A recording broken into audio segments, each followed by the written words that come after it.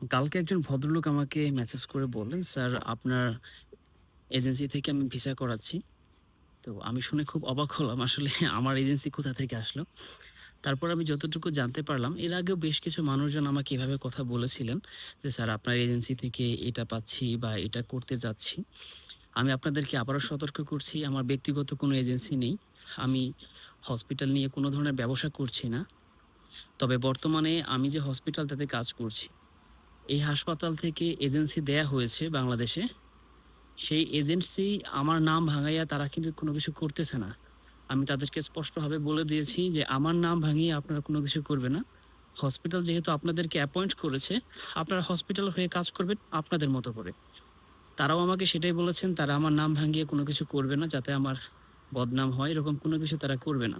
কিন্তু আদার্স কিছু এজেন্সি বাংলাদেশে যারা ভিসা করায় বা মেডিকেল ট্যুরিজম নিয়ে কাজ করে, তাদের ভেতর থেকে অনেকেই কিন্তু আমার নাম ভাঙিয়ে আপনাদেরকে ধোঁকা দেওয়ার চেষ্টা করতেছে, যেটা আমি খবর পেয়েছি। আপনারা একটু সতর্ক থাকবেন। আসলে আমার ব্যক্তিগত কোনো এজেন্সি নেই। এই ব্যাপারটা অবশ্যই মাথায় রাখবেন।